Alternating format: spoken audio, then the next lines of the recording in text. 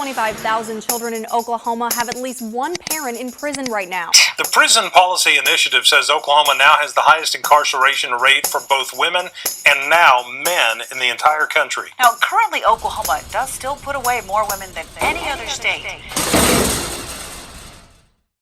Why is Oklahoma #1 for incarcerating women in the world? Is it because we have the worst women in the state? Worst women in the nation? No. We have punitive laws that send women to prison in Oklahoma that would not send them to prison for the time that they are sent in any other state.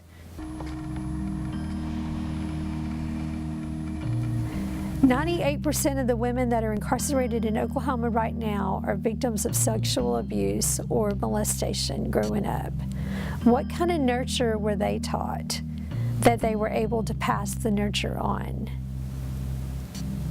And yet, we incarcerate them.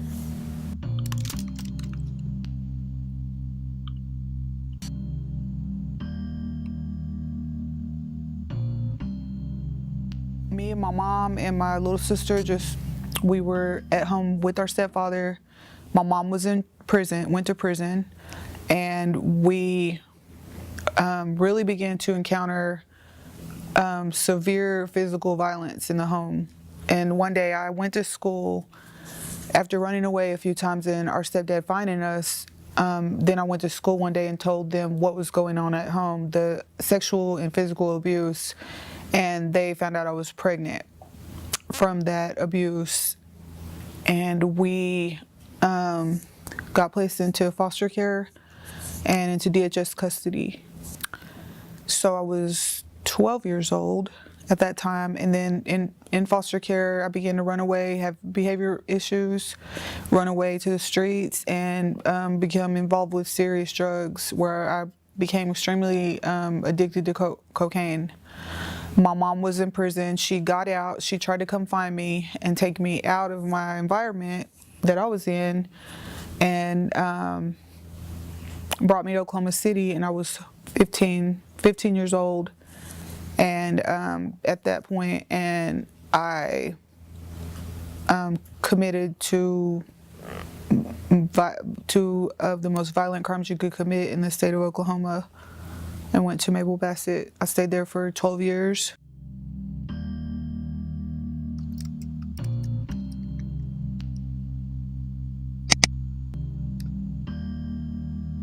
I come from a dysfunctional family. My father was a heroin addict and an alcoholic.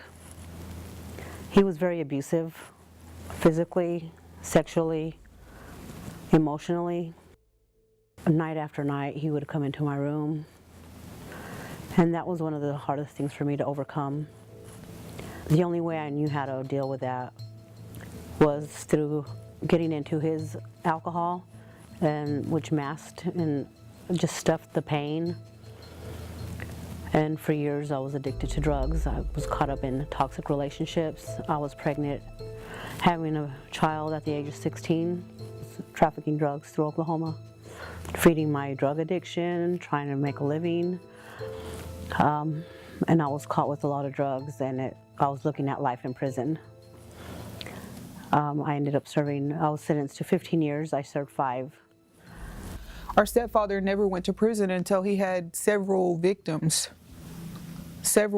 before he ever even went to prison. And I knew a lot of women in prison with similar circumstances. In fact, my district attorney said that my background and environment that I was in, the abuse I was raised in, was the norm, but that everybody didn't commit violent crimes because they experienced that. But all the people I knew in prison had been abused.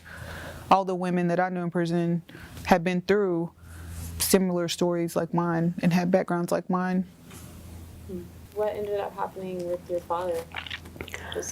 He's from Mexico. He was deported. I made the decision not to have much contact with him. I've heard he's changed his life around. He's a godly man now, and I've had to forgive him for myself, but I've chosen not to have a relationship with him. Was he ever sentenced? No, he was not. No.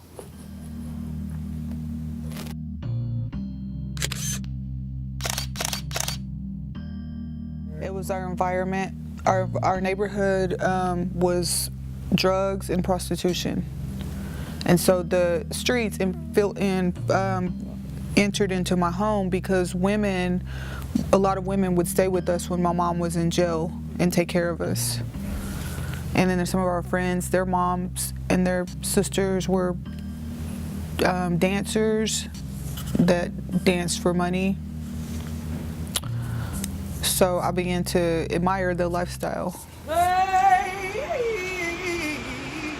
We probably have 25% of the women at Mabel Bassett, close to that, I would guess, are in there for permitting child abuse.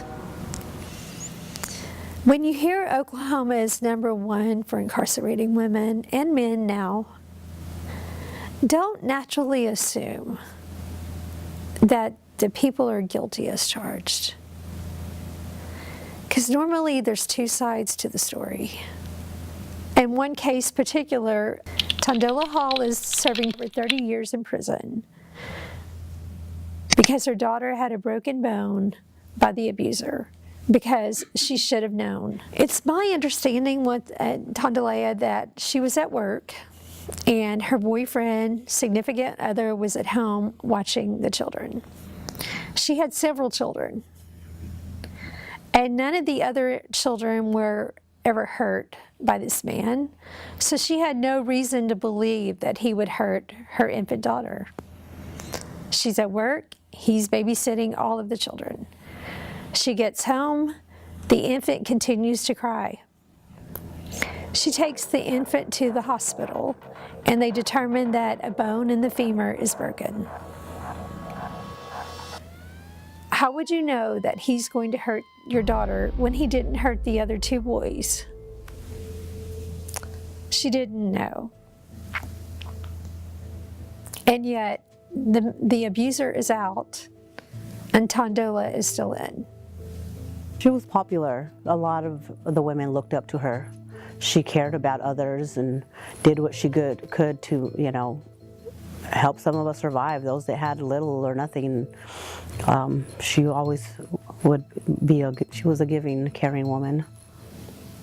Maybe she didn't tell all of this story on the stand, or she withheld some information. I mean, I would be I don't know how I would feel if a person was in the courtroom with me and I was testifying in the way I was raised. I got a letter from the Tulsa District Attorney's Office while I was in prison the first time to testify against my stepfather for crimes that he committed against other children. And they took me to the Tulsa County Jail, but I was not going to testify against him because I had a sister that was on the missing and exploited children's list, and I knew that if I testified against him at that time with my state of mind and he went to prison, that I may not ever find out what happened to my sister or get retribution. And that was all I could think of, was getting out and hurting him if my sister was dead. So I went to the jail. I was refusing to testify. There's a lot of different reasons. I was in Mabel Bassett with Tondola, and I really got to know her. So she was doing, I know, a lot of mentoring. So she wasn't known as a troublemaker. I never could get how they let him out, and she had the big number.